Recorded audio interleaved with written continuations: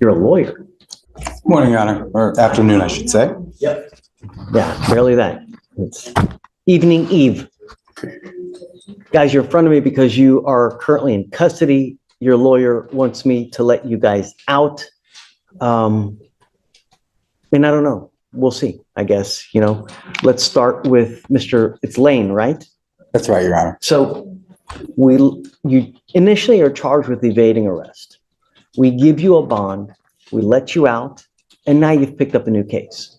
You've picked up a criminal mischief. You're facing, I think it's even a Class A. You're facing, up to a year in jail and or a $4,000 fine. I have no idea what happened on your new case, so let's find out. So, officers were conducting a follow-up report related to an incident that occurred on November 21st. The complainant, the manager of Fan and Food Mark, said that the defendant entered his store and had an altercation with him. The complainant told the defendant to leave. When the complainant returned to work the following day, he saw that the front window had been broken. The complainant reviewed surveillance and saw an individual who was wearing the same outfit as the defendant had earlier throw something at the window. Additionally, later that day, the complainant saw the defendant walk near the store wearing the same outfit as the individual in the surveillance. Okay. What are you doing with yourself now these days, Mr. Lane?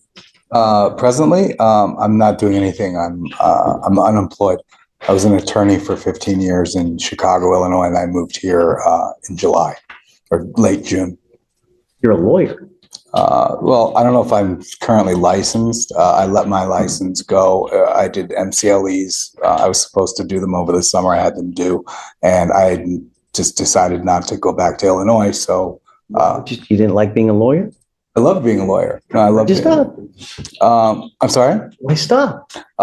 Because in order to practice here, which is my new home, it would have been a process of, I think, taking a bar 3 days. I think you guys have. It's and awful. yeah, and I had some other things going on in my life that producing. You have in your life now. Who? Yeah. Family, nobody in this area, but my mother and father, they live in San Francisco area, and my younger sister does too.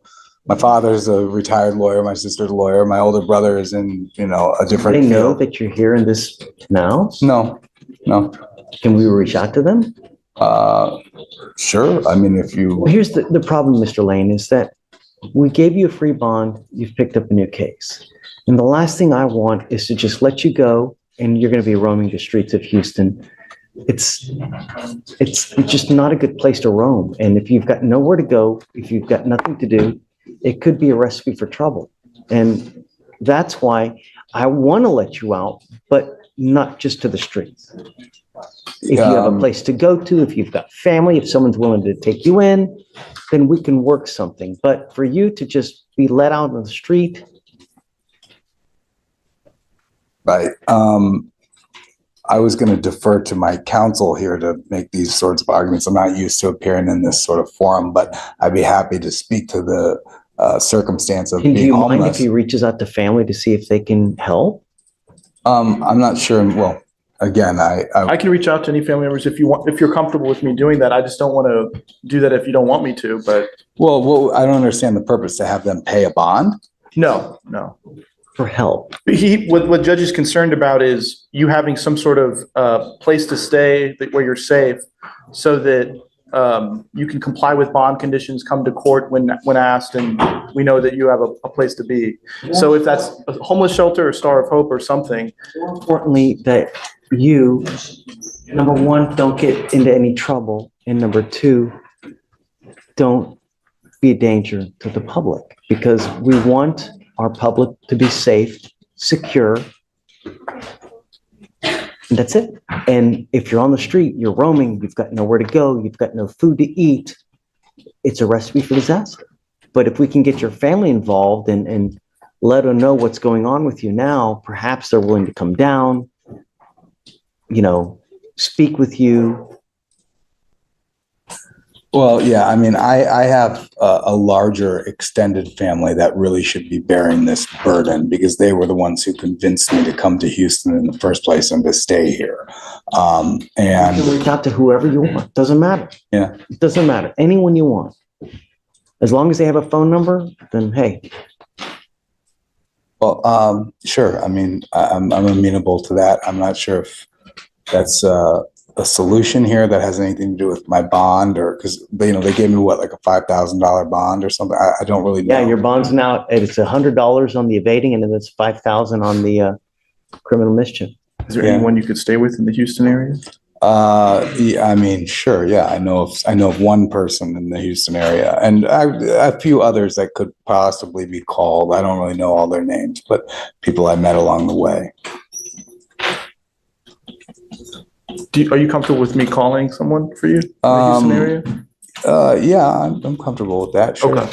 For that, let's see who you try to reach out to see how we can get Mr. Lane some help. Okay. And Judge, will you plan to give him a personal bond and maybe we'll. No. I want to first see who we can reach out to first. If we can find someone that we have a place for him to go to, willing to help him out, then absolutely. Yes, Judge. Mr. Lane, Yes, Your I Honor. want to give you another PR bond, but I don't want to just throw you out to the street, to the wolves, Sure. okay? Understood, Your Honor. James is great. He's here to help you. Together, let's work something to get you the best thing that we can, okay? Thanks. Mr. Smith, not very happy with you.